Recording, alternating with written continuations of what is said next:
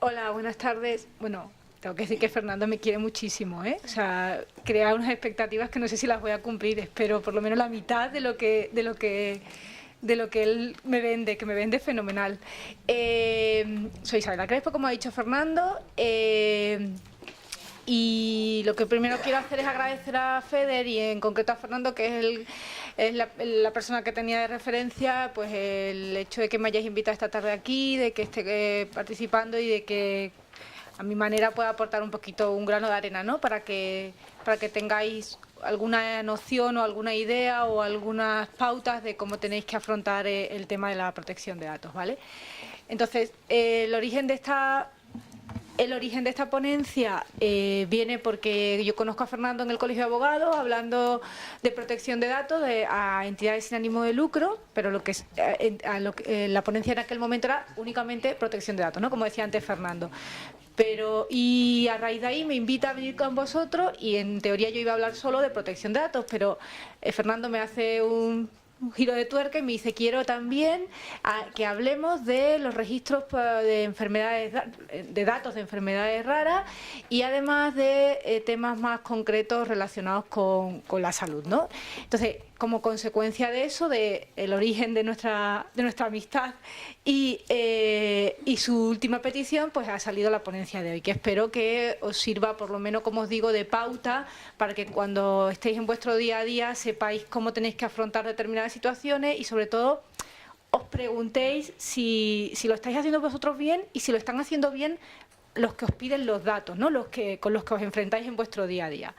Entonces, fijaros, la idea es partir de cuáles son los principios básicos que tenemos que tener en cuenta desde el punto de vista de protección de datos. Una cosa, si no me entendéis, voy rápido, tenéis una duda, no dudéis, y valga la redundancia, en interrumpirme. El problema está en que tenemos poco tiempo, entonces Fernando y las demás ponentes nos pueden matar y yo puedo perder el billete. Pero bueno, en un momento dado vemos cómo lo hacemos. Sí. Entonces, ¿cuáles son los principios básicos que en materia de protección de datos tenéis que tener presentes? Fijaros, son 5 principios, ¿vale? A la hora de afrontar el tema de la protección de datos hay que tener en cuenta estos 5 pautas, ¿no? El primero de ellos es la calidad de datos. ¿Qué quiere decir calidad de datos? Os hago una breve introducción y luego veremos más en profundidad.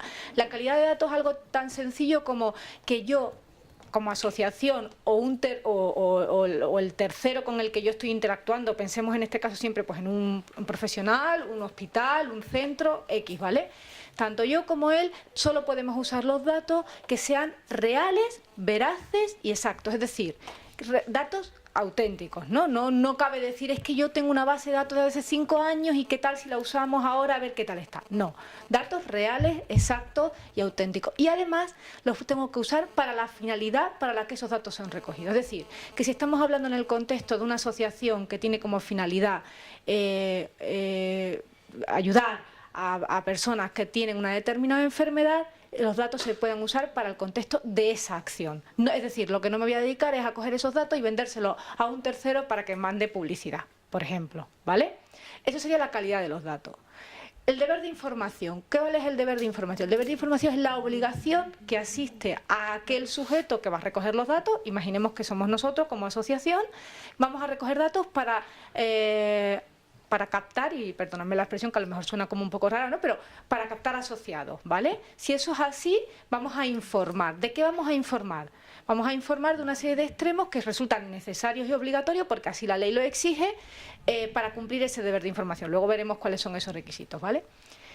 Además, como consecuencia de ese deber de información, el objetivo final es obtener el consentimiento. ¿Para qué? Para poder tratar esos datos, para que yo como asociación pueda coger esa base de datos y si la tengo que dar a un centro público, privado o a un profesional concreto para que pueda usar esos datos, para que pueda estudiar una determinada enfermedad o profundizar en un determinado análisis de una cuestión concreta o lo que sea, lo podamos hacer, ¿vale?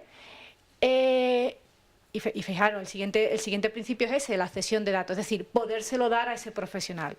¿Cómo se lo puedo dar yo a ese profesional esos datos o a ese centro? Si previamente le he informado al titular del dato que esos datos van a ir pues al hospital X o al centro X o al profesional X o lo que sea, ¿vale? Y por último, la seguridad, que eso es un tema que efectivamente en este sector o en este ámbito es fundamental. Es decir, estamos hablando de unos datos especialmente sensibles y unos datos que la ley exige unas medidas de seguridad muy fuertes, ¿vale? Muy fuertes, pasan por lo que se considera como nivel alto. Luego veremos cuáles son esas medidas así un poco por encima. Pero básicamente la idea es que tengáis presente que estáis tratando unos datos que a los que no cualquiera puede acceder y que si queréis que ese cualquiera pueda acceder, se tiene que adoptar una serie de cautelas, ¿vale? Por ejemplo, os pongo un ejemplo. A mí me pasaba, nos llegó un asunto de una fundación, de una asociación de enfermedades raras, que seguro que pertenece al FEDER, que venía y nos decía, nuestros hijos, o sea, tenemos una base de datos de niños pequeños que tienen una determinada enfermedad y necesitamos poder hacer llegar esa base de datos al Ramón y Cajal para que un determinado especialista pueda estudiar esa enfermedad. ¿Cómo lo hacemos? El especialista no le ponía problema, el que le ponía problema era el Ramón y Cajal. ¿Por qué? Porque el Ramón y Cajal no se quería responsabilizar de una base de datos que eran datos sensibles, datos de menores y datos de salud. O sea, teníamos todas las papeletas para que fuera lo más complicado posible. Era como se lo ponemos, lo más difícil posible. Bueno, pues adoptando una serie de cautelas, contando o teniendo en cuenta estos principios, se consiguió articular un mecanismo en virtud del cual el Ramón y Cajal acabó aceptando la recepción de esa base de datos, ¿vale? Pero os pongo ese ejemplo para que veáis que no podemos darle los datos a cualquiera y que lo lógico es que el que quiera recibir los datos os diga, cuidado, estos datos, ¿de dónde lo habéis sacado? ¿Cómo lo habéis obtenido? ¿Qué cautela habéis adoptado? Y demás, ¿vale? Cuidado que con esto no pretendo ponerlo alarmista, pero sí cauteloso. Vale, entonces vamos a ver la aplicación de estos 5 principios en 3 supuestos concretos, ¿no? Que creemos que a vosotros os pueden resultar de aplicación. El tema de los ensayos clínicos, el tema de la historia clínica electrónica, que es un tema que ya es una realidad y que está ahí y que tenéis que tener presente, y el tema de los registros comunes, que en vuestro caso queréis o el objetivo es que sea una realidad y que me consta que se está en ello y que bueno, que no dudo que se conseguirá. Yo por lo que he estado estudiando y viendo, y sobre todo gracias a Fernando en ese tema, creo que aquí en ese punto, en lo que os respecta a vosotros, la cuestión es pura y dura burocracia, no tanto tema legal como burocracia administrativa de soporte más que nada económico, ¿vale? O sea que entiendo que legalmente no debería de haber ningún problema en que ese registro salga adelante. Vale, aquí os pongo las normas de referencia, en ningún momento pretendo que con esto contaros las leyes, simplemente para que las tengáis de referencia y que sepáis dónde podéis acudir ante cualquier cuestión de esto que estamos hablando esta tarde. Ahí os señalo, pregunta. ¿Vamos a tener acceso a estas diapositivas? Sí. Os señalo, veréis que está resaltado el Reglamento Europeo de Protección de Datos porque era un tema que también Fernando me ponía sobre la mesa, que consideraba que era importante, pues porque hay un artículo que afecta a la investigación científica y que puede verse que os puede afectar, pero luego veremos que yo le he dado el giro positivo y confío en que no va a afectaros y que si sale adelante, en cualquier caso, la situación no va a cambiar mucho con respecto a lo que hay ahora, ¿vale? Fijaros lo que decía antes, principio de calidad de los datos.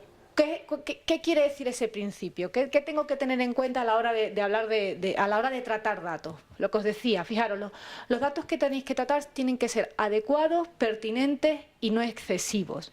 Es decir, no cabe que se usen para finalidades incompatibles para aquellas con las que se recogen, ¿vale? Os pongo un ejemplo. En vuestro caso, lo lógico es que cojáis datos, pues además de los datos básicos, pues datos relacionados en concreto con la enfermedad concreta que estáis tratando, ¿no? O que queráis que se estudie o que se trate. En ese caso concreto, la idea es que no vayáis más allá. Es decir, yo entiendo que a lo mejor en determinadas ocasiones hace falta pues evidentemente crear un perfil de la enfermedad, pero a lo que no me siento capacitada en este momento de crearos ese perfil, ¿no? Pues porque no sé exactamente, ¿no? Pero a lo que voy es intentar no tratar o no haceros responsables de datos que no sean estrictamente necesarios, Me explico, es decir, lo lógico es que a lo mejor para una enfermedad concreta necesitéis, imaginaros, cinco elementos clave o los 5 elementos comunes de esa enfermedad, ¿vale? Pero si creéis que a lo mejor, bueno, pues ya que estamos vamos a añadir 2 puntos más. No, si no son necesarios, no tratéis esos datos, ¿vale? ¿Por qué? Porque ante cualquier problema, la pregunta que os pueden hacer es, ¿esta información que vosotros estáis manejando es realmente necesaria para vosotros? Lo digo ante cualquier problema con la Agencia de Protección de Datos, que es el órgano competente en este tipo en esta materia, ¿vale? Y es verdad que con las entidades sin ánimo de lucro es cuidadosa, pero no, eso nos exime de estar expuestos a una posible sanción, ¿vale? O sea, no creo que en este caso os pongan sanciones de 300.000 ni de 600.000, pero lo que no os voy a decir es que no os la van a poner, porque sí os la pueden poner, ¿vale? Entonces, ante eso, la cuestión está en limitaros a tratar los datos que estrictamente resulten necesarios. A mí me pasaba en la charla que estuve con Fernando en el Colegio de Abogados que había asociaciones que decían, no, es que yo tengo los datos del padre, de la madre y de incluso de la familia, porque por cuestión genética, cuidado. O sea, yo entiendo que si la cuestión es genética, lo lógico es que a lo mejor sea solo del padre y de la madre. La tercera o cuarta generación a lo mejor no es necesario que tú como asociación lo tengas, sin perjuicio de que a lo mejor un profesional sí te lo pueda pedir, pero tú como asociación entiendo que no es necesario que lo tengas. Eso ya... Entonces, principio de calidad, importante. Los datos que vamos a tratar son solo aquellos que son estrictamente necesarios y que son adecuados. Y sobre todo también importante de cara al tratamiento que estén actualizados, ¿vale? Lo que os decía antes, no cabe que de pronto montemos una asociación y sepamos que había un grupo de amigos que antes que hacían algo parecido a lo que vamos a empezar a hacer nosotros y que os han dado esa base de datos que tenían hace 5 años. No, esos datos no los podemos usar abiertamente o libremente, ¿vale? O sea, vamos a ser cautelosos. Fijaros, además, fijaros que os pongo ahí, dice, el tratamiento es posterior para fines históricos, estadísticos o científicos. ¿Qué quiere decir eso? El principio de calidad de datos, como os digo, quiere decir que yo solo puedo usar los datos que sean adecuados y pertinentes, pero expresamente la ley prevé esa excepción.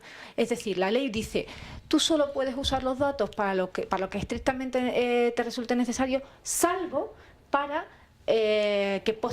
un posterior tratamiento en materia, o sea, con fines históricos, estadísticos o científicos. Y os lo señalo eso porque entiendo que a vosotros el tema científico os puede resultar como una manera de agarraros ante cualquier adversidad. Es decir, si de pronto... Esto voy a desdecirme de lo dicho, si de pronto tenemos esa base de datos de hace 5 años y necesitamos sacar de ahí, como sea, una determinada información, podríamos en un momento dado intentar agarrarnos a esa excepción. Cuidado, no lo aseguro 100% porque el tema de las excepciones en la práctica a la agencia, que es la que interpreta la ley, no le convence mucho. Lo digo para que luego no agarraros a eso estrictamente, sino ante ese tipo de situaciones mejor preguntar, ¿vale? O sea, que ahí me ofrezco si queréis a la pregunta. Y el deber de secreto, el secreto profesional, también va vinculado a la calidad de datos, es decir, si en nuestro día a día estamos manejando datos y estamos trabajando, aunque sea con carácter voluntario en la asociación y no es nuestro trabajo normal, eso no quiere decir que no tengamos la obligación de guardar esa información debidamente y sobre todo la confidencialidad. Es decir, cualquiera de vosotros como miembro de cualquiera de las asociaciones no os podéis dedicar a decir, pues yo tengo una base de datos con este tipo de información y tal, abiertamente, ¿de acuerdo? O sea, a vosotros como responsables del tratamiento de esos datos os guarda el deber de secreto o secreto profesional. Vamos a entrar ya en lo que es la chicha. Pregunta. Perdona, Isabela, a ver si me entero bien. No podemos decir abiertamente que contamos con ese tipo de herramienta, por ejemplo... Sí, con la herramienta sí, pero lo que no puedes hacer es coger a los 500 asociados, al listado de los 500 asociados y dárselo al primero que te encuentres. Eso no. Me refiero a decir, bueno, contamos con una herramienta, una base de datos protegida, Ah, eso tiene, sí. que se estructura de esta manera. Sí, en eso sí. blanco, Sí, pero sí. está estructurada. Te pongo un ejemplo de cómo la agencia considera que no hay deber de secreto o secreto profesional, para que veáis hasta el nivel que llega, ¿eh? No asustaros, no quiero poner ejemplos muy chonsos porque puede asustar, pero os pongo un ejemplo. La agencia ha llegado a sancionar por falta de deber de secreto a una empresa por poner en el tablón de anuncio de la empresa un listado de trabajadores, ¿vale? Entonces, en ese supuesto entendía que no se había guardado el deber de secreto de esa información, de esos datos. Y como consecuencia de eso, la agencia considera, oye, falta de diligencia, falta del deber de secreto, porque nadie tiene que saber que fulanito de tal, por ejemplo Isabela Crespo, tiene el DNI X, que nació tal día y que gana X dinero. En ese caso la empresa comete un error de ese tipo, ¿vale? Pero os digo ese ejemplo para que veáis hasta el punto que llega. No quiero hilar tan fino, pero para que veáis un poco lo que no podéis hacer. En ese caso entendió que incluso se planteaba, si leyéramos la resolución, decía no solo la falta de deber de secreto, sino que incluso la posible cesión de datos. ¿Por qué? Porque el hecho de colgarlo en un tablón y que cualquiera pueda tener acceso implica que es como si se lo estuvieras dando abiertamente a todos, ¿vale? Os pongo un poco para que veáis el perfil. Pregunta.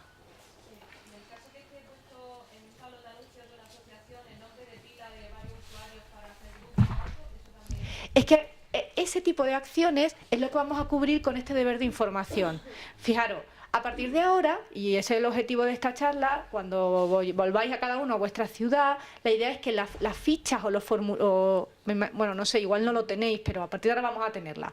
Una ficha para que los asociados se den de alta en la asociación, ¿vale? Y si esa ficha existe, en esa ficha, antes de que el asociado se firme, normalmente ponemos, imaginaros, nombre, apellido, teléfono y abajo fecha y firma, ¿no? Pues en el hueco que hay entre el teléfono, la fecha y la firma, vamos a meter un aviso legal, ¿vale? Y en ese aviso legal vamos a cumplir estos 5 principios.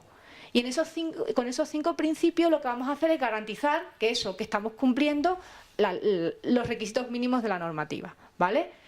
Entonces, ¿cómo puedo usar los datos de pila de un asociado para colgarlo en el tablón? Pues yo le diré, cuando le informe, ahora cuando veamos este deber de información, le diré, usaremos tus datos para una finalidad concreta, que en este caso es cualquier tipo de acción relacionada con las actividades de la asociación. Y ya ahí permitiría, por ejemplo, hagámoslo lo más amplio posible para que no tengamos que estar modificando el aviso legal cada vez que queramos hacer una acción. Eso también. Es decir, cualquier acción relacionada con la actividad de la asociación implica la posibilidad de comunicar a los asociados que, no sé, pues que ha ganado algo, o que ha hecho algo, o que va a participar en algo, ¿vale? Por ejemplo, si colaboráis con centros sanitarios o con tal, pues le diremos eso, que vamos a dar los datos también a entidades como hospitalarias para que aquel que esté interesado pueda participar en algún ensayo o en alguna prueba de diagnóstico o en alguna acción concreta, ¿vale? Ahora vamos a ir viendo. Fijaros, eso es el deber de información. Y ese deber de información en la práctica se materializa a través de lo que os digo, el aviso legal que se llama, ¿no? Fijaros ahora, ya quiero que a partir de ahora, cuando salgáis de aquí por de formación profesional, fijaros que ya cada vez más en la práctica es habitual que cada vez que firmamos un documento existe ese avisito, ¿vale? Digo avisito porque los hay de 3 líneas y los hay de 8 páginas. El vuestro tiene que ser de media página y yo creo que con eso ya lo cumplimos. Salvo que luego a posteriori pues tengamos que recoger datos con una determinada sensibilidad o más, o con un carácter más concreto y en ese caso queramos usar un aviso legal adicional, ¿vale? Entonces, ¿qué es el deber de información? Y fijaros, estoy hablando todo el tiempo como si vosotros lo propusierais, pero importante en vuestro caso también que lo exijáis. Es decir, que si alguien os recaba vuestros datos, de vuestros familiares o de quien corresponda, en el contexto de vuestra asociación o en el contexto de la enfermedad, de alguien que os pida algo para hacer algo en relación a la enfermedad, exigirle que os informe qué van a hacer con esos datos. O sea, os pongo un ejemplo. Hay un informe de la agencia del 2010 sobre el estudio de cumplimiento por parte de centros hospitalarios en materia de protección de datos. del estudio que se realizó en todas las comunidades, las 17 comunidades autónomas, las dos que garantizaban el mayor cumplimiento eran La Rioja y Murcia, sorprendentemente, porque pensábamos que lo lógico es que a lo mejor pensamos en un Barcelona, en un Madrid, ¿no? Que son como, pues no, La Rioja y Murcia, las dos comunidades que más garantizaban el cumplimiento. De los centros hospitalarios, los privados garantizaban el 95% del cumplimiento. En cambio, los públicos estaban en un 55%. Y una de las deficiencias que encontraban los públicos era que no informaban. O sea, no existe dentro de los públicos una cláusula informativa como esto que vamos a ver ahora. Si existe, señalaba la agencia que no estaban completas. Cuidado, esto es de 2010. No dudo que a fecha de hoy eso se habrá intentado mejorar. Por lo menos estaremos ya en el 75%. Subámosle un poco el porcentaje, ¿no? Pero para que lo tengáis en cuenta, es decir, para que cuando vosotros dais los datos, sepáis qué van a hacer con esos datos, garanticéis el tratamiento. Y ya, por eso os digo que no solo vosotros como asociación, sino también como usuarios, ¿no? de un servicio. Entonces, ¿en qué consiste ese deber de información? O sea, os tienen que informar con carácter previo, es decir, antes de que vosotros consintáis y deis vuestros datos, por eso os decía que tiene que estar antes de la firma, ¿vale? Porque eso es el carácter previo, de forma precisa e inequívoca, y en vuestro caso por escrito, siempre que se traten de datos de salud, ¿vale? Tienen que informaros de que hay un fichero, es decir, de que vuestros datos van a ser incluidos dentro de una base de datos. Tienen que informaros de la finalidad de esa inclusión, es decir, vamos a tratar tus datos, pues lo que decíamos, ¿no? Para las actividades de la asociación, además para poder hacerte partícipe de las novedades que tenemos en la asociación y de enviarte todos los meses una newsletter, y además para poder, o sea, todas las finalidades que se os ocurran, ¿vale? Hay que indicar quiénes son los destinatarios de la información, es decir, vamos a decir, si le vamos a decir que le vamos a enviar newsletter periódica, ahí no hay ningún problema, pero si le vamos a decir que nuestros datos se los vamos a dar pues a un centro de salud concreto, pues habría que decirlo, ¿no? Habrá que decir, oye, que sepas que tus datos que manejamos dentro de la asociación se podrán poner a disposición de centros hospitalarios o centros de salud que requieran esta información para haceros partícipes en estudios, en ponencias o lo que vosotros veáis de acuerdo con vuestra actividad, ¿vale? Fijaros, eso del carácter obligatorio o facultativo de la respuesta, ¿eso qué es? Eso es lo siguiente, imaginaros que vais a un centro y os ponen a vuestra disposición un formulario, ¿vale? Y en ese formulario os pueden preguntar, pues desde vuestro nombre y apellido hasta, pues no sé, se me ocurre, pues cuándo fue la última vez que tuvisteis fiebre, ¿vale? Entonces, en ese caso, lo lógico es que en ese formulario aparezca el famoso asterisco que suele aparecer, que indica si es obligatorio o no. Eso es ese punto que aparece ahí señalado del carácter obligatorio facultativo. Es decir, si nosotros vamos a recabar datos, vamos a indicar cuáles son los estrictamente necesarios para poder ejercer nuestra actividad, ¿vale? Es decir, que puede ocurrir que a nosotros nos gustaría tener el perfil de la enfermedad, pero en realidad para nuestra actividad de la asociación, con que tengamos el nombre y apellido y la dirección, es suficiente, ¿no? Pues indiquemos eso. Y vamos a indicar lo que os decía, ¿no? La cesión de datos o la transferencia. Por ejemplo, la asociación esta que os digo, una de las cuestiones que también nos planteaba en su día era que quería que esa base de datos, que se iba a quedar en Ramón y Cajal, también fuera posible que investigadores extranjeros tuvieran acceso a esa base de datos. ¿Por qué? Pues porque en este caso concreto creo que era Irlanda. En Irlanda había un señor que había estudiado mucho una determinada enfermedad y que querían que tuviera. Entonces, si nosotros como actividad, como asociación, tenemos contacto con otras asociaciones y los datos van a ir fuera, tenemos que informar también de todo eso. Es que, claro, esto me daría para yo quedarme los 2 días aquí con vosotros, ¿vale? O sea, esto son pinceladas. ¿Pero por qué? Porque para transferir los datos fuera de España se requiere una serie de requisitos. Yo simplemente os lo señalo, pero para que lo tengáis presente, ¿vale? Que sepáis que hay que adoptar esas cautelas. Las medidas de seguridad, vamos a informar también de que vamos a adoptar medidas de seguridad, de que los datos van a estar seguros, de que no van a estar desprotegidos. Por ejemplo, os cuento otro ejemplo. A mí me pasaba con una asociación que me llegaba y me decía, oye Isabela, mira, es que somos 5, ahora mismo solo somos 5, tenemos un ordenador en casa, me decía, era una asociación de niños, y y solo tenemos 5 asociados, pero vamos a ser muchos. Y entonces, claro, yo, ¿qué medidas de seguridad voy a adoptar siendo 5? Yo le decía, evidentemente siendo 5 no, pero cuídate muy mucho de que en ese ordenador de casa pues haya por lo menos una contraseña, es decir, que no cualquiera pueda tener acceso a ese fichero. Pues lo mismo os digo a vosotros, a lo mejor no sois 5, sois 20, sois 30, sois 200, sois 300, pues que mínimo, que en vuestro caso por lo menos garantizar que el ordenador o los ordenadores desde los que se tiene acceso tengan contraseña, por ejemplo, ¿vale? ¿Y qué son los derechos ARCO? Y ya avanzo. Los derechos ARCO son, ARCO es un acrónimo y se corresponde con acceso, rectificación, cancelación y oposición. Estos derechos están muy de moda ahora, ¿vale? ¿Y qué significa? Significa que puede ocurrir que de pronto dentro de la asociación todo es armonía, pero puede haber alguno que de pronto se enfade, ¿vale? Y yo no quiero ya ser miembro de la asociación y me quiero ir. Y me quiero ir y te digo que quiero ejercer mi derecho de cancelación. Y eso quiere decir que lo que te está pidiendo es que sus datos que tú tenías en la base de datos los borres, ¿vale? Entonces, para cumplir eso, para complementar ese ejercicio del derecho hay que hacer cumplir una serie de trámites, ¿vale? Y en ese caso, mi recomendación es, siempre que os venga alguna reclamación de ese estilo, todo por escrito, ¿vale? Por escrito y guardado copia de todo. Y lo mismo os digo si vosotros vais a un determinado sitio y queréis ejercer algún derecho. Siempre por escrito y con copia de todo, ¿vale? Es para resumir todos los trámites que habría que hacer ahí. La obtención del consentimiento, vamos un poco más rápido. Fijaros, la consecuencia de ese aviso legal que decíamos en el formulario es obtener el consentimiento. ¿Para qué? Para poder tratar los datos, ¿vale? Y ese consentimiento tiene que ser, en vuestro caso, mi recomendación es que siempre expreso. ¿Qué quiere decir expreso? Por escrito. Siempre. Siempre que tenéis que tener un medio de prueba que acredite que fulanito me dejó sus datos y me autorizó a tratar sus datos con esa finalidad. Siempre. ¿Vale? Y sobre todo, en el caso de que tratéis datos de salud. Siempre.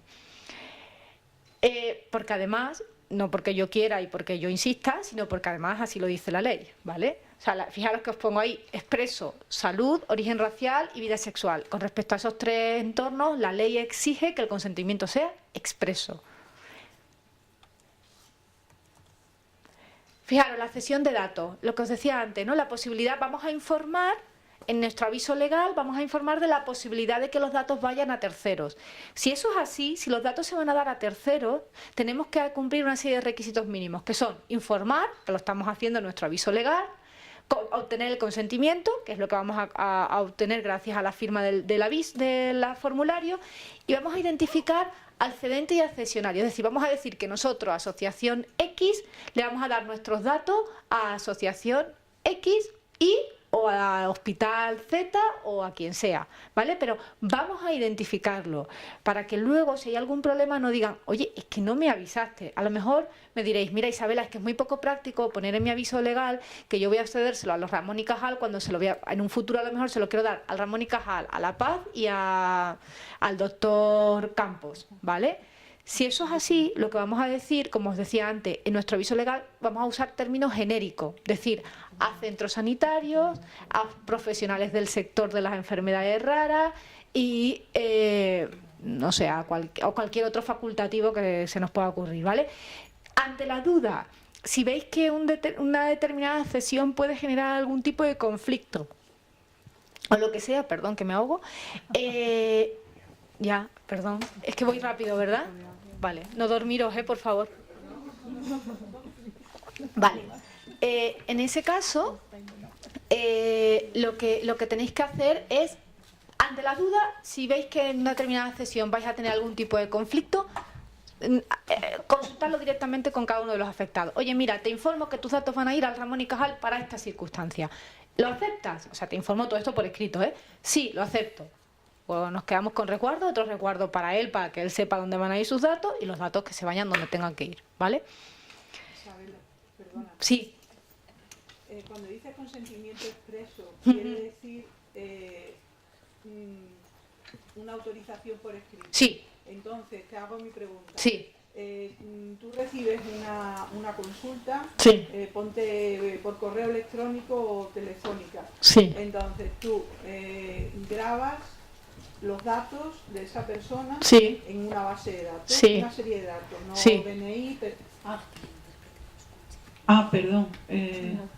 Para que la intérprete lo escuche, por lo visto, no sé. Sí. Bueno, lo que te decía, recibes una consulta, ¿no? Sí. Entonces tú grabas una serie de datos, los Sí. que la persona te quiere facilitar en esa base de datos para Sí. tú, por ejemplo, hacer un seguimiento de la atención de, Sí. de ese caso, para llegar a conclusiones en relación a cuáles son las necesidades del colectivo, etcétera, ¿no? Sí. Nunca grabas ahí ningún tipo de informe médico ni nada, pero sí un nombre, unos datos de contacto, se padece una patología concreta, es un niño, es un adulto, lo que Vale. la persona nos quiera dar. Para que se graben esos datos, ¿nos tienen que dar ese consentimiento por escrito? Sin duda. En ese caso, por ejemplo, tú has puesto dos ejemplos muy buenos. El hecho de que sea por teléfono y por correo electrónico, ¿vale? Que es lo que ya hoy en día hacemos, ¿no? Vale, mi recomendación en ese caso es la siguiente, y es, os va a sonar como muy así, pero deberíamos de hacerlo, o vamos a intentar hacerlo a partir de ahora o progresivamente, ¿vale? Consiste en lo siguiente, y es que en el correo electrónico vamos a insertar, o sea, cuando recibimos una consulta, ¿vale? Mar te consulta a ti cualquier cuestión concreta, ¿vale? Entonces, Mar te manda un correo. Tú lo que tienes que hacer es, lo primero, acusarle recibo y decirle, Mar, muchas gracias por contactar con nosotros, vamos a analizar tu caso y en breve nos pondremos de nuevo en contacto. Aprovecho para informarte que tus datos van a ser incorporados a nuestra base de datos con la finalidad X y cumplimos el de artículo 5 que pone aquí, que te señalaba antes, ¿vale? Típico aviso, que además, vuelvo a deciros, fijaros a partir de ahora, porque es que está a la orden del día, en cualquier correo podéis ver información de ese tipo. Entonces, sí, eso sí lo tenemos. acusamos enviamos ese acuse de recibo y si Mar no te dice nada, que será lo más probable, damos por hecho que tenemos el consentimiento de Mar. Es verdad que os he dicho antes consentimiento expreso y te estoy diciendo al mismo tiempo, damos por hecho que eso sería el equivalente a un consentimiento tácito. Pero ¿qué ocurre? Que si Mar realmente no quisiera que sus datos se incorporaran a la base de datos, tiene capacidad suficiente para escribirte de nuevo, ¿no? Y decírtelo. Entonces, en ese caso, tú guardamos copia de ese correo y acreditaría como que Mar en ningún momento se ha opuesto a eso. Y si Mar se quisiera oponer, ejercería alguno de los derechos ARCO que decíamos antes, ¿vale? Esa es mi recomendación en cuanto al correo electrónico. Si alguien te llama por teléfono, como luego tú la respuesta entiendo que se la vas a dar por correo, lo lógico, ¿no? ¿O le llamas? No, depende. Hay personas que no manejan todavía el correo y a veces es Vale, también telefónico. pues en ese caso, a mí se me ocurre dos fórmulas. Una, avisarle cuando hables con él y decirle, oye, mira, por temas de protección de datos, si nos autorizas, tal. Y dentro, preconstituir, por decirlo de alguna manera, una prueba, como que es práctica habitual dentro de tu asociación, que cuando alguien llama, tenemos que leer la locución. ¿Vale? Aunque esa locución no quede grabada, pues porque por los medios que tenemos no tenemos no somos telefónica y no podemos grabarlo, ¿vale? Pero bueno, que sea práctica habitual, por lo menos que quede constancia. Y luego aprovechar en cualquier momento que vuelva a haber un contacto con este señor o con esta señora o con quien sea, para intentar que, pues a través de la ficha que os decía antes o el medio que tú veas más adecuado, que firme algo. Esa sería mi recomendación. Lo último ya, sí, por no acaparar, pero sí me crea todavía... podríamos hacer la siguiente acción. Con esa consulta telefónica, omitir en la recogida de datos todo lo que fuera datos de carácter en relación a un nombre. Limitarlo a los datos básicos y luego cualquier tipo de información adicional a la enfermedad, sí, pedirlo a través de la ficha de asociado. O simplemente por recoger la necesidad, sería ponemos sin datos personales. Pero es que, a ver, cuestión muy básica. Un dato personal es aquello que te identifica o te hace identificable. Entonces, ya Fernando... ¿Perdón? Una inicial, simplemente la inicial, nombre, apellidos. Por ejemplo, si eso... O sea, eso aisladamente no, porque si yo tengo un listado solo de iniciales, no. Pero si eso va vinculado a un DNI, sí. No, nunca el DNI. Bueno, te pongo el DNI sí. o... Por ejemplo, te pongo un ejemplo. blancanieve@yahoo.com. Eso, si yo lo lanzo así, os digo, ¿eso consideráis que es un dato personal? Cualquiera me diréis, no, porque yo puedo ser Peter Pan o puedo ser Pepito el de los palotes. pero sí es un dato de carácter personal. ¿Por qué? Porque yo detrás de, porque detrás de blancanieves@yahoo.com hay una persona. Entonces, no tengo que realizar un esfuerzo muy desproporcionado para saber quién hay. Basta con que me vaya a Yahoo y le pregunte. O sea, yo no, sería en este caso un juez, ¿vale? O la agencia. Pero si yo te digo AMR de Talarrubia, Cáceres, 13 años, varón, síndrome de Poland. Yo te diría que eso es una base de datos susceptible de protección, sin duda. Crea un perfil del individuo y es fácilmente. Es que, además, en la población que me has dicho no creo que haya mucha gente con ese síndrome. Tendríamos que irnos a... ¿No? Bueno, no y sé. si dijéramos Cáceres, eliminamos localidad y decimos Cáceres. Es que te digo lo mismo. Lo mismo. Son muy pocos. Es lo mismo. O sea, cuidado con eso. Es buena la pregunta, cuidado con eso. O sea, tened siempre presente que un dato de carácter personal, a lo mejor tendría que haber empezado por ahí, pero es que claro, esta no era la charla del ICANN, era la charla sofisticada. Entonces, un dato de carácter personal es toda aquella información que te identifica o te hace identificable. Entonces, acordaros siempre del ejemplo de Blancanieves. Eso es un claro ejemplo para que lo tengáis presente como que es un dato de carácter personal. O sea, y cuidado con eso ahora, porque estamos... Mirad, hoy viniendo para acá leía el periódico, y os pongo un ejemplo que no tiene nada que ver. El Gobierno ha denunciado ante la Agencia de Protección de Datos, al PSOE al PSOE, por revelación de datos de carácter personal en relación con el caso de Bárcenas. Os pongo un ejemplo. Y venía la noticia hoy en portada del periódico, en plan, como la última novedad. Salía Soraya Sáez de Santa María, aprovechando el Consejo de Ministros de los viernes, informando de que se iba a denunciar porque se había colgado en un tablón del partido del PSOE un listado de datos de afiliados del PP. O sea, os pongo ese ejemplo para que veáis por dónde va la cosa. O sea, que cuidado con eso, ¿vale? Y con lo que eso tienes ya de antes, ese almacén que tú tienes, aunque esté esa base de datos esté dada de alta en la agencia de protección, tú ya tienes almacenado esos datos ahí. Y no has cumplido el deber de información ni nada de esto. Vale. Al nivel expreso. Vale, lo que has comunicado. Pues lo que vamos a hacer es informar a nuestros asociados y decirle, oye, con motivo de nuestra actualización de la base de datos y estamos poniéndonos al día y adaptándonos a la normativa, nos dirigimos a ti para solicitar tu consentimiento expreso en relación al tratamiento de sus datos. Eso vosotros lo recibéis día sí, día no, en vuestra casa con Vodafone, Telefónica, el banco. Lo que pasa es que no nos damos cuenta, porque lo saben hacer tan bien que nos lo cuelan. En el extracto del banco, en el reverso, así. De pronto que Santander ha decidido ceder sus datos a la filial que tiene en Honolulu, todos los días, y no nos damos cuenta ninguno. Lo que pasa es que a partir de hoy, por deformación profesional, los vais a virar todos. ¿Cómo? Sí, que muchos creo que nos damos cuenta de eso, pero el problema es que da igual, porque lo van a hacer igual.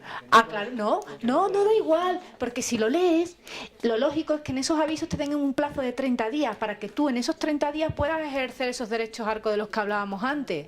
Lo que pasa es que hay muchas veces que por desidia y por decir paso de perder el tiempo, no lo haces. Pero cuidado, que yo siempre lo digo también, hay mucho aburrido por ahí, ¿eh? Hay mucho aburrido y mucho cabreado. ¿Qué quiero decir con eso? Que cuidado cómo tratamos los datos y cómo usamos los datos.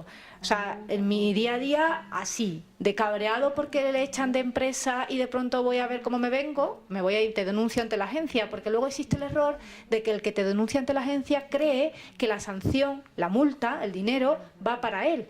Y no, esto no estamos ante un procedimiento civil, es un procedimiento administrativo. Es decir, el dinero se lo queda a la administración, con lo cual, desde mi punto de vista, en ocasiones es perder el tiempo. Aquel que denuncia, como digo, porque está aburrido o porque quiere hacer daño. Pero lo digo para que sepáis que os enfrentáis a un sector bastante complicado. Y vosotros en concreto con el tema de los datos de salud. Pregunta. ¿En relación con lo que te preguntaba la compañera? Sí. Entonces nosotros podríamos hacer lo mismo, o sea, podemos decir, porque nos pasa igual, ¿no? Tenemos información que no tenemos la petición expresa, mandaríamos una notificación genérica, ¿no? Claro. Y podríamos decir que en 30 días, si no decidimos, se asume que lo aceptan, ¿no? Exacto. En ese caso sí, porque estás en el contexto de la actualización de la base de datos. Cuestión distinta es que a partir de ahora, el que venga nuevo, te lo firme. Sí, ya. ¿Vale? Un momentito, perdona, necesitamos usar el micrófono para que la intérprete pueda... Y nos queda 10 minutos, Y nos ¿eh? quedan 10 minutitos. Mi pregunta va dirigida cuando se estropea un ordenador, por ejemplo, y es el que contiene la base de datos. Sí. Nosotros en la asociación lo llevamos con mucho rigor, tenemos una sala con llave, una persona al Muy bien, así tiene que sí, ser. Para eso tenemos contratado una empresa, para Muy que bien. nos asesore. Pero el otro día se nos averió el ordenador. Sí. ¿Qué hacíamos? Era más fácil que llevásemos el ordenador a la reparación que no que viniese el técnico. Claro, el problema, digo, bueno, hacemos un documento diciendo al técnico que si tal día hay algo raro en el ordenador que ha tocado donde no debe. Es que Es que no sé cómo lo hacemos. ese planteamiento es muy bueno. Mirad, ¿cómo te llamas? Lola. Lola, el supuesto que plantea Lola es un claro supuesto de lo que se conoce como encargado de tratamiento. Vosotros, si en su día externalizarais la gestión de la base de datos, ¿vale?, que es lo que tiene Lola hecho, en ese caso tenéis que obligar a la empresa que os la va a gestionar a que firme lo que se conoce como acuerdo de acceso a datos, ¿vale? La empresa de Lola que gestiona la base de datos sería el encargado de tratamiento. Y esta empresa, por escrito, en un contratito muy básico que hay, se tiene que comprometer a que el acceso que va a hacer a los datos para recuperar para hacer ese backup, esa copia de seguridad que Lola necesita, solo lo hace de acuerdo con las indicaciones que Lola le dé. Es decir, recupérame la base de datos, pero tú no te quedes con los datos. Es lo que Lola le va a decir y es lo que Lola le dijo, ¿no? Pues lo mismo, o sea, en ese caso, lo que tú decías, ¿no? Ese papelito que tú querías que te firmara, lo tendría que haber firmado antes, porque es lo que a ti te da seguridad por si hay algún problema con los datos, irte y decir a la agencia, oiga, mire, es que yo tuve un problema este día, porque eso lo registro en mi documento, es que claro, esto como os digo me da para 3 días, lo registro en mi documento de seguridad y te vas a la agencia y le dices, oiga, tuve una incidencia tal día, la empresa que me prestaba el servicio era fulanito y yo tengo este contrato. Y ahí ya averiguaremos a ver qué es lo que ha pasado, ¿vale? Pero ese supuesto está bien hecho. Muy bien, Lola, así. Vale, medidas de seguridad. Vamos avanzando porque ya vamos a los 5. Fijaros, como os decía, en nuestro caso estamos hablando de datos de salud. Entonces, los datos de salud implican medidas de nivel alto, ¿vale? Medidas de nivel alto. Mira, ahí os pongo un link, una URL, para que podáis acceder a lo que se conoce como el documento de seguridad. ¿Qué es el documento de seguridad? Que es lo que le decía yo a Lola, ¿no? El documento de seguridad es un documento interno que nadie tiene que tener acceso, solo los responsables de la asociación, ¿vale? Y no hace falta que nos vayamos a la agencia y se lo demos, no. Es un documento interno que lo que viene a recoger es una radiografía de cómo está la asociación, en este caso, en materia de protección de datos, ¿vale? Y en ese documento interno se van a reflejar las medidas de seguridad que estamos adoptando. Y, por ejemplo, dentro de ese documento hay un apartado que se llama incidencia, que es donde Lola tendría que recoger que el día X de tal mes, de tal año, pasó lo que pasó, ¿vale? O sea, ese documento, por decirlo de alguna manera, es un registro de todo lo que va sucediendo en materia de protección de datos dentro de la asociación, ¿vale? Y lo lógico es que esté lo más actualizado posible. Entonces, ahí se va a reflejar las medidas que tenéis que tomar. En vuestro caso, si tratáis datos de salud, serán medidas de nivel alto. Os pongo ejemplos de esas medidas. Por ejemplo, una de las mayores, de las más restrictivas, son las relativas a lo que se conoce como la encriptación o la anonimización o la disociación de los datos. ¿Qué quiere decir esto? Que vosotros, lo lógico es que tengáis, por un lado, lo que son los datos básicos, ¿vale? Nombre, apellido, teléfono, dirección, tal, y por otro lado, los datos relacionados con la enfermedad concreta de cada individuo, ¿vale? Y además, fijaros, en vuestro caso, no solo por temas de medidas de seguridad, sino, digo vuestro caso, como os digo antes, atendiendo al caso concreto, es decir, si sois 5 y estáis empezando, le tenéis un ordenador en casa, pues no os puedo exigir esto, ¿vale? Pero en cambio, si sois 1500 y de pronto ya estáis sofisticados porque tenéis un trabajo en red y tenéis servidores y entonces sí os puedo exigir eso, ¿vale? O sea, yo entiendo que aquí todo esto es atendiendo a los medios de los que disponemos, pero siempre con la cautela de, por lo menos que sepáis que eso hay que hacerlo, ¿vale? Entonces, no me enrollo. Medidas de seguridad, alto. El ejemplo que os ponía, la disociación de los datos. ¿Por qué os ponía este ejemplo? Porque veréis que luego no solo se exige desde el punto de vista de protección de datos esa disociación, sino incluso desde el punto de vista de los supuestos concretos que vamos a ver para el tema de los ensayos clínicos o para el tema de las historias clínicas, esa disociación existe y en teoría los centros de salud tendrían que también articularla. Es decir, la clave está en que cuando hablamos de datos de salud tendríamos que tener la información lo suficientemente separada como para que, por un lado, manejemos los datos básicos y, por otro lado, los datos de la enfermedad. Os pongo un ejemplo.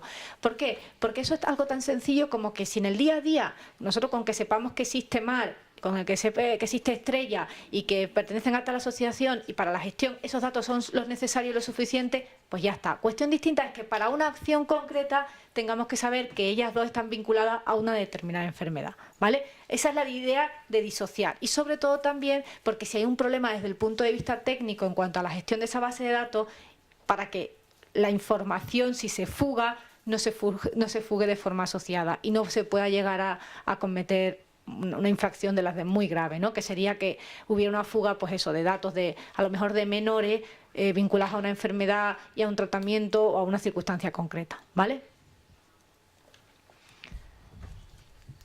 Vamos con los supuestos concretos.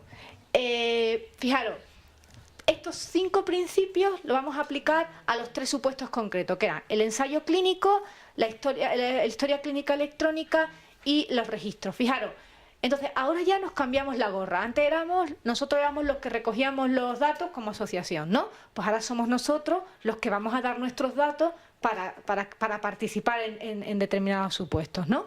En este caso, en el caso del ensayo clínico.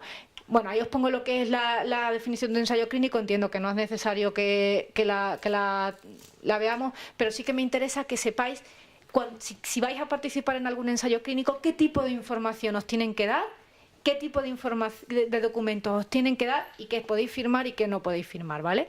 Entonces, en ese caso, fijaros, por ley existe la obligación de la obtención del consentimiento. Ese consentimiento, la regla general, es que tiene que estar basado en las recomendaciones europeas. Hay toda una serie de normativa europea en temas de ensayos clínicos, que ahora no vamos a entrar, ¿vale?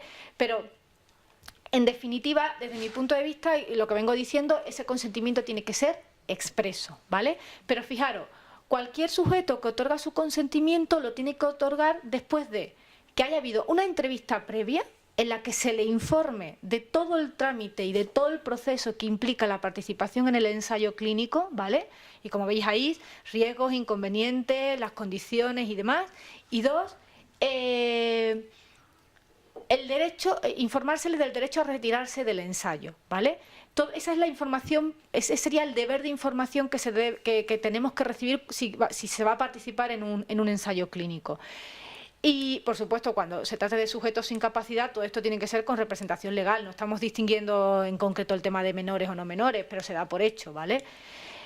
Y también tenemos que ser conscientes de que ese consentimiento de esa participación en un ensayo clínico tenemos el derecho de que se puede revocar en cualquier momento. Es decir, en cualquier momento existe esa posibilidad de retirada, como decíamos antes, ¿no? Pero fijaros, ¿cuál es la documentación? ¿Cómo se plasma esa entrevista y esa información? Pues se plasma en lo que se conoce como hoja de información, que me imagino que habréis visto millones, porque eso simplemente ya por el hecho, imaginaros, un ejemplo de esto es cuando te vas a hacer no es un ensayo clínico, ¿no? Pero sí es una hoja de información, permitidme el ejemplo. Cuando estás embarazada y la famosa prueba de la semana 24, ¿no? Que es como la más así. Pues ahí nos otorgan, o sea, nos dan o nos deberían de dar una hoja de información, ¿vale? En la que se te informa de todo los riesgos, ventajas, inconvenientes y demás de esto. Y luego esa hoja de información tiene que ir acompañada en el reverso de lo que se conoce como el documento del consentimiento, es decir, en el que ya das realmente tus datos y antes de la firma te meten el aviso legal y firmas, ¿vale? Fijaros, en temas de ensayos clínicos se prevé supuestos concretos en los que no resulta necesario cumplir todos estos trámites, ¿vale? Sí, pero evidentemente esos supuestos son supuestos de interés específico para la población, que un concepto jurídico bastante indeterminado y amplio, con lo cual cuando se te considera que hay un interés específico para la población y sobre todo por razones de necesidad, porque exista un riesgo inmediato y grave y se carece de una alternativa terapéutica apropiada, o porque el sujeto no está capaz de dar su consentimiento y además no existe representante legal. O sea, es decir, son supuestos muy extremos, ¿vale? La idea es que siempre se obtenga el consentimiento. La historia clínica electrónica, importante que hay que tener en cuenta con esto. Sí. Ay, no. No, con Fernando aquí cotilleando. Que no conste nada. Me queda un minuto. Si vuelves a la diapositiva anterior, por favor. Ahí, cuando dice riesgo inmediato grave carece de alternativa terapéutica apropiada, bueno, es que nosotros estamos con un problema de alternativas terapéuticas que se quieren adoptar en Andalucía y la Asociación de Pacientes nuestra está en contra totalmente. Es que no relaciono esto con... Vale, no, me he quedado es que... así pillada y no me ha dado tiempo. Claro, te has quedado con la frase que te interesa, ¿no? Claro. Pero la frase que te interesa no es en el contexto del desarrollo de una alternativa terapéutica apropiada, es decir, de un desarrollo de una terapia distinta, sino eso es en el contexto del consentimiento para una participación en un ensayo clínico. Es decir, lo que te están diciendo aquí es, si tú quieres participar en un ensayo clínico, te tienen que dar el consentimiento, pero si estás en una situación de interés específico para la población, en la que se realiza la investigación y lo justifiquen razones de necesidad, en la administración del medicamento en investigación podrá someterse a un sujeto en su ensayo clínico sin obtener el consentimiento. Es decir, se tienen que dar todas las circunstancias que están en negro y subrayado para que se pueda participar un sujeto en un ensayo clínico sin el consentimiento. Pero no tiene nada que ver con lo tuyo, ¿vale? Vale, la historia clínica electrónica. Dos ideas básicas. Importancia de la historia clínica es el futuro. O sea, igual que cuando hace 20 años, bueno, o 15, no sabíamos qué era Internet, ni sabíamos qué era el correo electrónico, pues ahora la historia clínica electrónica es eso, ¿no? Es el Internet y el correo electrónico del futuro. Ventaja, garantizar el acceso a la información médica a través de toda la red del Sistema Nacional de Salud. Cada vez más también se están implantando por centros privados, pero evidentemente ahora lo que a nosotros nos interesa, ¿no?, es el Sistema Nacional de Salud. Entonces, garantizar el acceso a los profesionales y garantizar la actualización. Ese principio de calidad que hablábamos al principio es... La historia clínica electrónica se concibe como un medio para garantizar ese principio de calidad. ¿Por qué? Porque permite la actualización y la constante puesta al día de la información, ¿vale? Y sobre todo el acceso. Si estás en Madrid y vienes a Burgos, la posibilidad de que ante cualquier circunstancia esa información esté en red y se pueda acceder, ¿no?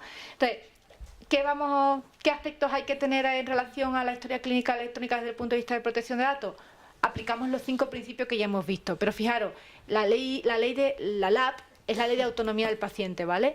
Y la ley de autonomía del paciente garantiza el acceso a la historia clínica y, como os decía, el único requisito que a nosotros desde el punto de vista de protección de datos nos puede afectar es la idea de la anonimización o disociación, es decir, se exige que la información que figura en la historia clínica electrónica esté disociada o anonimizada.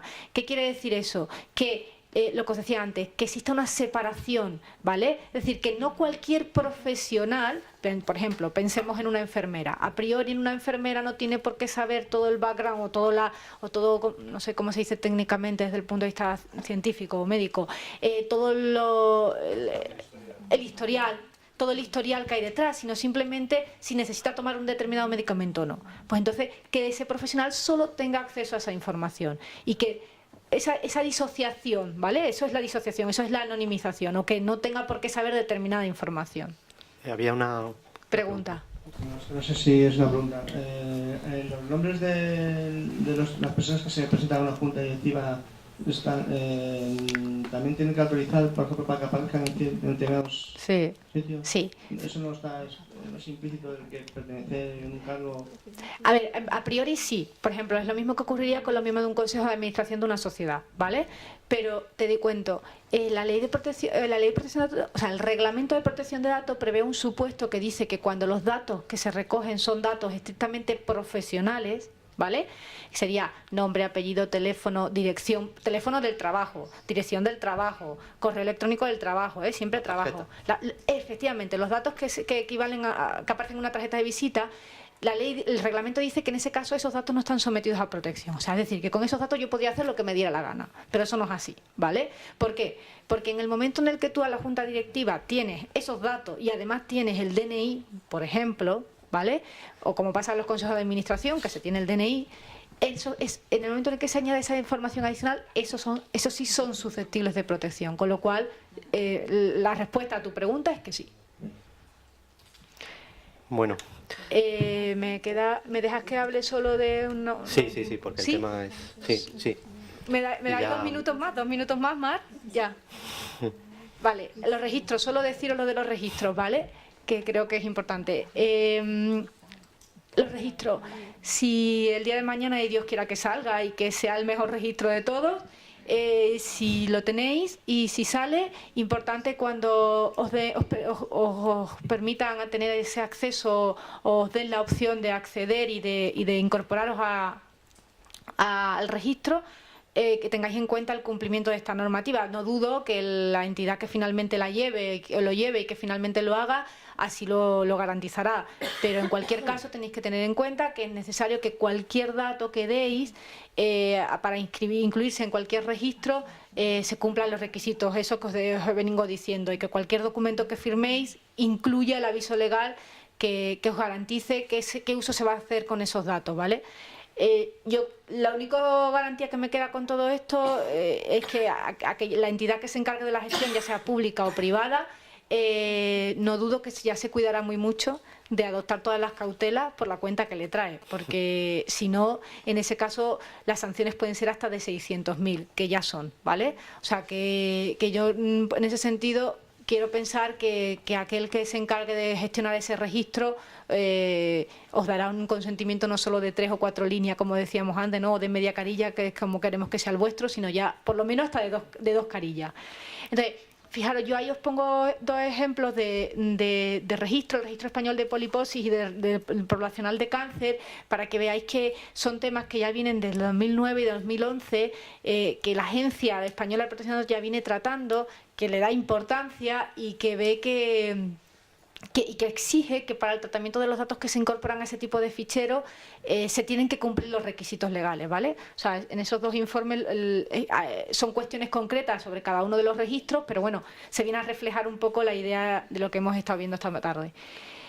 Y os dejo aquí para que también veáis un vídeo que hay en YouTube, que Fernando estaba muy interesado en que conocierais, que habla sobre el futuro registro de enfermedades raras, ¿vale? Y solo una pincelada más y ya me despido. El reglamento europeo, que también queríamos que lo tuvierais presente. Mi planteamiento inicial, y es como le dije en su día a Fernando, no me preocuparía por él. ¿Por qué? Porque de aquí a que ese reglamento se implante definitivamente puede llover un poquito y todavía va a pasar algo. Se prevé que sea el 2014 la fecha de implantación. Yo personalmente creo que no.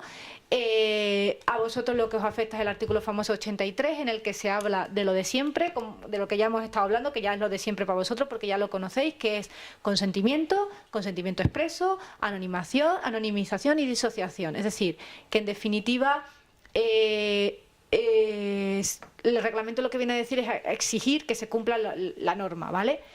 Y sí que es verdad que en relación al proyecto, a la propuesta que hay ahora mismo sobre la mesa, hay varias enmiendas en las que se hablan de los datos relativos a los niños y los datos sensibles para fines de investigación. Pero deciros que las enmiendas en definitiva vienen a exigir pues que las medidas y las cautelas que se adopten en relación al tratamiento de esos datos concretos pues sean todavía más estrictas, con lo cual en definitiva no deja de ser una medida garantista, así que en ese sentido no tenemos que ser positivos y no negativos.